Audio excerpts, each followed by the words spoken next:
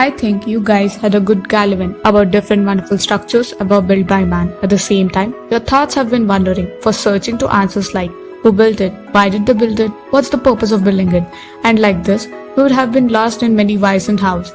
It would have been better if we could find a person who would answer all these queries. Yeah, obviously, we can, and they are none other than engineers.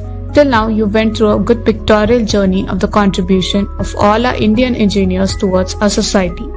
It sounds very pleasant to hear that Indian engineers have been a part of those miracle creations. From time of Harappa and Mohenjo-daro to till today's corona pandemic, Indian engineers have served the society to the large extent. Going back into India's ancient civilization, the knowledge of civil engineers and architecture acquired by Harappan people is undisputed.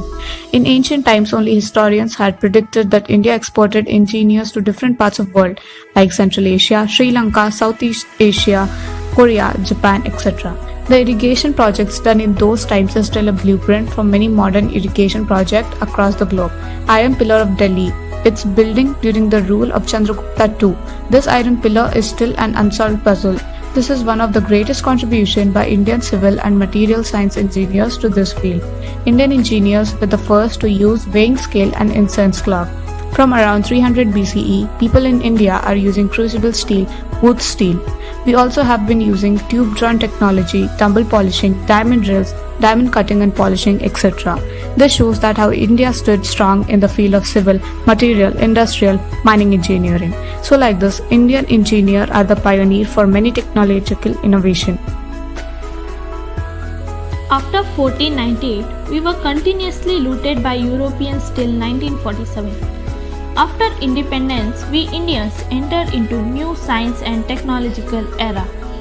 Jawaharlal Nehru took many initiatives like establishment of many higher educational institutions like IITs, NIETs, etc. Today, these institutions have been certified by many developed countries like USA, UK, Germany, France, etc.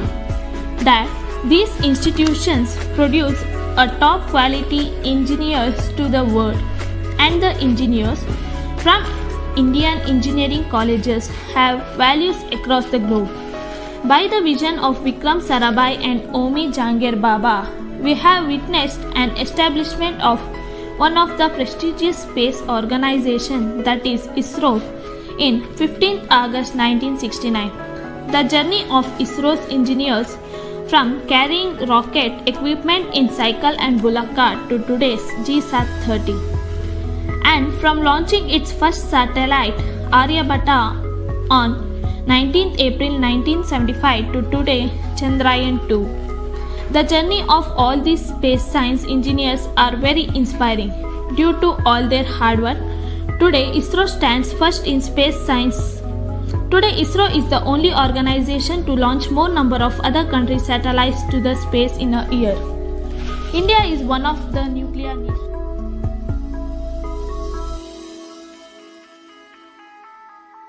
And today, India has 22 nuclear reactors operating 7 nuclear power plants of total capacity 6,780 megawatts.